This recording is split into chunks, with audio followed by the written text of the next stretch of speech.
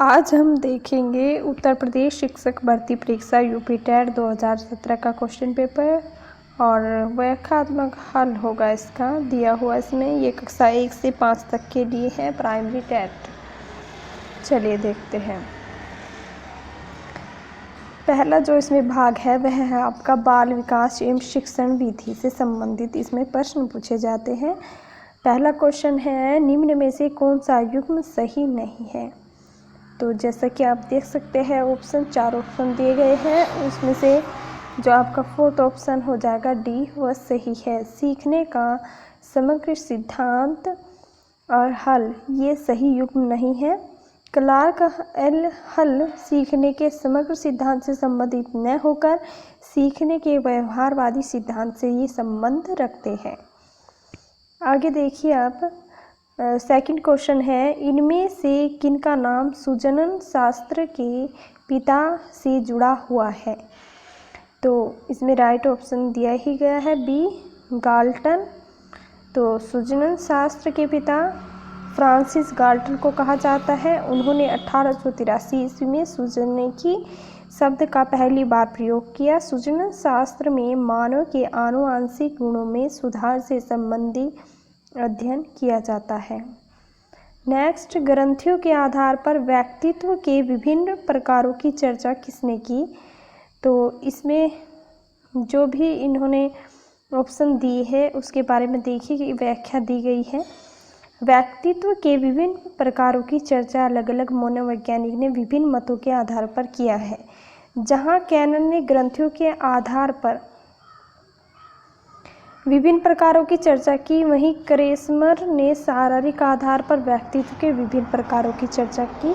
संभवतः इसी आधार पर उत्तर प्रदेश जो माध्यमिक शिक्षा परिषद ने अपना उत्तर परिवर्तित कर सी की जगह ये, यानी कि इसमें ये कैनन और ये दो राइट ऑप्शन थे। ठीक है, नेक्स्ट क्वेश्चन है, सृजनात्मक मौलिक परिणामों को अभिव्यक्त करने की मानसिक प्रक्रिया है। यह कथन किसका है। यह कथन किसके द्वारा कहा गया। तो यह कथन कहा गया है क्रो एंड क्रो के द्वारा। नेक्स्ट, विद्रोह की प्रवृत्ति निम्न में से किस अवस्था से संबंधित है। विद्रोह पूर्व किशोरावस्था से संबंधित है। पूर्व किशोरावस्था की जो आयु होती है वो 10 से 14 वर्ष के बीच की उम्र होती है। इस उम्र में बच्चों के शारीरिक एवं मानसिक संरचना में तीव्र परिवर्तन होता है। इस उम्र में बच्चों में स्वयं की पहचान की भावना विकसित होती है। इसी कारण पूर्व किशोर अवस्था में बच्चों में विद्रोह की भावना की प्रवृत्ति पाई जाती है। नेक्स्ट, सीखने की वह अवधि जब सीखने की प्रक्रिया में कोई उन्नति नहीं होती तो क्या कहलाती है। जब कोई उन्नति नहीं होती तो सीखने का पठार को दर्शाती है। सीखने की वह अवधि जब सीखने की प्रक्रिया में कोई उन्नति नहीं होती सीखने का पठार कहलाती है। नेक्स्ट क्वेश्चन है, बुद्धि लब्धि निकालने का सूत्र। तो बुद्धि लब्धि निकालने का सूत्र 4 ऑप्शन दिए गए हैं। इसमें से राइट ऑप्शन हो जाएगा सी मानसिक आयु गुना 100 अपॉन वास्तविक आयु। नेक्स्ट क्वेश्चन है आपका, सीखने में प्रयास एवं भूल के सिद्धांत का प्रतिपादन किसने किया। तो यह किया गया है थ्रोनडाइक के द्वारा। नेक्स्ट क्वेश्चन, सामान्य संयुक्त कोशिका में गुणसूत्रों के जोड़े कितने होते हैं। तो सामान्य की बात कर रहे हैं तो 23 और कुल कितने होते हैं 46। क्रिया प्रसूत अनुबंध सिद्धांत का प्रतिपादन किसने किया। तो यह किया है स्किनर ने, क्रिया प्रसूत अनुबंध सिद्धांत। और यह एक सीखने की प्रक्रिया है जिसमें दंड एवं पुरस्कार द्वारा व्यवहार में परिवर्तन लाया जाता है। कोहलर निम्न में से किससे संबंधित है। कोहलर का संबंध है अधिगम के सिद्धांत से और उन्होंने जो गेसाल्ट थ्योरी है, गेसाल्ट सिद्धांत के निर्माण में योगदान दिया है। कोहलर सीखने का सिद्धांत अंतर्दृष्टि शिक्षण इनसाइट लर्निंग कहलाता है। बुद्धि के तरल क्रिस्टलीय प्रतिमान के प्रतिपादक कौन थे। तो यह है कैटल। नेक्स्ट क्वेश्चन देखते हैं, इसकी व्याख्या देख लीजिए। बुद्धि के तरल क्रिस्टलीय प्रतिमान का प्रतिपादन रेमंड कैटल ने किया। आगे कैटल के शिष्य जॉन एल हॉर्न ने इसे विकसित किया। बुद्धि के तरल क्रिस्टलीय प्रतिमान में तरल बुद्धि से तात्पर्य ऐसी समस्याओं के समाधान करने की क्षमता से है जिनके बारे में पहले से कोई ज्ञान न हो, जबकि क्रिस्टलीय बुद्धि कौशल, ज्ञान और अनुभव का उपयोग करने की क्षमता है।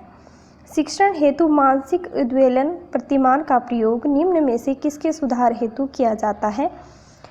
तो इसका राइट ऑप्शन हो जाएगा आपका सृजनात्मक। मानसिक उद्वेलन यानी कि ब्रेन स्टॉर्मिंग कहते हैं इसको, प्रतिमान शिक्षण की एक तकनीक है। शिक्षण की इस तकनीक के द्वारा व्यक्तियों की सृजनात्मकता जो होती है उसमें सुधार किया जाता है। इस तकनीक में किसी समूह में समस्या समाधान के लिए उस पूरे ही समूह का प्रत्येक व्यक्ति अपने विचार रखता है। नेक्स्ट, गोलमैन निम्न में से किससे संबंधित है? तो गोलमैन संबंधित है संवेगात्मक बुद्धि से। डेनियल गोलमैन का संबंध संवेगात्मक बुद्धि से है। संवेगात्मक बुद्धि व्यक्तियों की अपनी और दूसरों की भावनाओं को पहचान करने की एक क्षमता होती है। इसके द्वारा कोई व्यक्ति भावनात्मक जानकारी का उपयोग सोच और व्यवहार के मार्गदर्शन के लिए करता है तथा वातावरण के अनुकूल होने के लिए भावनाओं को समायोजित करता है। वर्तमान समय में संवेगात्मक बुद्धि किसी व्यक्ति के ज्ञान, कौशल और योग्यता की महत्वपूर्ण सूचक बन गई है। नेक्स्ट है 15 क्वेश्चन, निम्न में से कौन से इससे भिन्न है? तो इसमें जो इनसे और ऑप्शन से भिन्न है वह है आपका सी ऑप्शन, ड्राइव रिडक्शन सिद्धांत। ड्राइव रिडक्शन सिद्धांत जो है यह प्रेरणा संबंधी सिद्धांत है, यानी कि मोटिवेशन से संबंधित है, जबकि जो अन्य है वो सिद्धांत यह बताती है सीखने के दौरान कैसे ज्ञान कैसे ग्रहण यानी कि प्रोसीड और कायम रखा जा सकता है। ये सभी सीखने से संबंधित है। अधिगम, समान अवयव का सिद्धांत, सामान्यीकरण का सिद्धांत, जबकि ड्राइव जो है वह है मोटिवेशन से संबंधित। नेक्स्ट क्वेश्चन 16, संज्ञानात्मक संप्राप्ति का न्यूनतम स्तर क्या है? तो संज्ञानात्मक संप्राप्ति का न्यूनतम स्तर है ज्ञान। ज्ञान से इसकी शुरुआत होती है। जैसा कि आपको पता है ब्लूम के वर्गीकरण ने सीखने के 3 क्षेत्रों की पहचान की है। इसमें एक है संज्ञानात्मक क्षेत्र, दूसरा है भावनात्मक क्षेत्र और तीसरा होता है मनोप्रेरणा क्षेत्र। वर्गीकरण के अनुसार संज्ञानात्मक जो संप्राप्ति है उसका न्यूनतम स्तर ज्ञान ही होता है। एक बालक जो साइकिल चलाना जानता है, मोटर बाइक चलाना सीख रहा है, यह उदाहरण किसका है? तो इसमें आपको बताना है। तो यह उदाहरण हो जाएगा आपका उदर्व अधिगम अंतरण का सिद्धांत। उदर्व अधिगम अंतरण पहले से अर्जित ज्ञान की सहायता से समान प्रकार की समस्याओं को निम्न स्तर से उच्च स्तर की ओर यानी कि ऊंचे स्तर की ओर हल करने की क्षमता है। अतः एक बालक जो साइकिल चलाता है, मोटर बाइक चलाना सीख रहा है, तो यह उदर्व अधिगम अंतरण का उदाहरण है। नेक्स्ट, निम्न में से कौन सा अधिगम के पठार का कारण नहीं है? तो इसमें से है विद्यालय का असहयोग। नेक्स्ट, ये आप देख सकते हैं अधिगम का पठार वह स्थिति होती है जब व्यक्ति के सीखने की क्षमता में प्रगति नहीं होती, अर्थात व्यक्ति के सीखने की क्षमता अवरुद्ध हो जाती है। शारीरिक सीमा, ज्ञान की सीमा तथा प्रेरणा की कमी आदि अधिगम के पठार के कारण होते हैं, जबकि विद्यालय का असहयोग इसका कारण नहीं होता। नेक्स्ट है अधिगम अनुभव और प्रशिक्षण के परिणाम स्वरूप व्यवहार में परिवर्तन है। यह कथन किसके द्वारा कहा गया है? तो यह कहा गया गेट्स एवं अन्य। नेक्स्ट क्वेश्चन है स्टैनफोर्ड बिने परीक्षण मापन करता है, किस चीज़ का मापन करता है? तो यह बुद्धि का मापन करता है। स्टैनफोर्ड बिने परीक्षण बुद्धि का मापन करता है। यह संज्ञानात्मक क्षमता के 5 कारकों जिसमें आपका तरल तर्क शक्ति को मापता है और आपके ज्ञान को मात्रात्मक तर्क शक्ति, दृश्य स्थानिक प्रसंस्करण यानी कि विजुअल स्पाइचर प्रोसेस और कार्य स्मृति यानी कि वर्किंग मेमोरी को ये मापन करता है। नेक्स्ट क्वेश्चन है अंतर्मुखी व्यक्तित्व एवं बहिर्मुखी व्यक्तित्व का वर्गीकरण किसने किया? तो यह किया है युग ने। अंतर्मुखी व्यक्तित्व और बहिर्मुखी व्यक्तित्व का वर्गीकरण कार्ल युंग ने किया। इस सिद्धांत के अनुसार एक अंतर्मुखी व्यक्ति वह व्यक्ति होता है जिसकी रुचि आमतौर पर अपनी भावनाओं और विचारों की ओर इशारा करती है। इसके विपरीत बहिर्मुखी व्यक्ति का ध्यान दूसरे लोगों और बाहरी दुनिया की ओर यह निर्देशित होता है। 22वां क्वेश्चन है आपका, बच्चों के सामाजिक विकास को प्रभावित करने वाले कारक है। आर्थिक तत्व है या सामाजिक परिवेश जन्य तत्व है, शारीरिक तत्व है या वंशानुगत। तो इसमें से बी है सामाजिक परिवेश जन्य तत्व। बच्चों के सामाजिक विकास को प्रभावित तो सामाजिक परिवेश ही करेगा। नेक्स्ट क्वेश्चन है, निम्न में से कौन सा शारीरिक विकास का एक प्रमुख नियम है। तो शारीरिक विकास का एक प्रमुख नियम है, यह आपका दिया गया है सी, द्रुतगामी विकास का नियम। द्रुतगामी विकास का नियम शारीरिक विकास का एक प्रमुख नियम है। बाल्यावस्था में बच्चों का शारीरिक विकास अत्यंत तीव्र गति से होता है। नेक्स्ट, निम्न में से कौन सा विकास का सिद्धांत नहीं है। तो यह है अनुकूलित प्रत्यावर्तन का सिद्धांत नहीं है। बाकी के निरंतर, परस्पर और समान ये सभी विकास के सिद्धांत के अंतर्गत आते हैं। नेक्स्ट क्वेश्चन, विकास के परिणाम स्वरूप नवीन विशेषताएं और नवीन योग्यताएं प्रकट होती है, यह कथन किसने दिया। तो यह कथन दिया गया है, इसका ऑप्शन है बी, जो कि हर्लोक ने दिया है। इसका ऑप्शन है बी, हर्लोक। नेक्स्ट, मूल प्रवृत्तियों को 14 प्रकार के से किसने वर्गीकृत किया।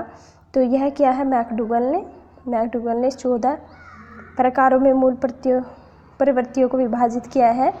किसी दूसरी वस्तु की अपेक्षा एक वस्तु पर चेतना का केंद्रीकरण अवधान है, यह कथन किसका है। तो यह कथन है डम्बिल का। नेक्स्ट, निम्न में से कौन सा सीखने के मुख्य नियमों में शामिल नहीं है। तो सीखने के मुख्य नियमों में शामिल नहीं है बहु अनुक्रिया सिद्धांत, ये गौण नियमों के अंतर्गत आता है जो कि थॉर्नडाइक ने दिए थे। और शेष तत्परता का नियम, अभ्यास का नियम और प्रभाव का नियम, ये सभी मुख्य नियम के अंतर्गत आते हैं। नेक्स्ट देखते हैं, 12 वर्ष से 16 वर्ष के बच्चों के लिए हिंदी में डॉक्टर एस जलोटा ने कौन सा परीक्षण प्रतिपादित किया है। तो यह है साधारण मानसिक योग्यता का परीक्षण उन्होंने किया है 12 वर्ष से 16 वर्ष के बच्चों के लिए, हिंदी में डॉक्टर एस जलोटा के नाम से प्रसिद्ध है। बुद्धि के द्विकारक सिद्धांत का प्रतिपादन किसने किया। तो बुद्धि के द्विकारक सिद्धांत का प्रतिपादन किया स्पीयरमैन ने। और उन्होंने बताया, स्पीयरमैन के अनुसार मनुष्य में बुद्धि 2 कारक होते हैं, एक सामान्य होता है और एक निश्चित या आप कह लीजिए इसको विशिष्ट कारक होते हैं। सामान्य कारक को इन्होंने जी फैक्टर और जो निश्चित कारक होता है उसको एस फैक्टर कहा है। और व्यक्ति का जो प्रदर्शन होता है वह जी कारक या एस कारक द्वारा निर्धारित होता है। इससे आगे के जो क्वेश्चन मिलेंगे आपको, ये मिलेंगे हिंदी के भाग 2 के अंतर्गत। तो इसके लिए आप देखिएगा हमारी नेक्स्ट वीडियो। तब तक के लिए नमस्कार।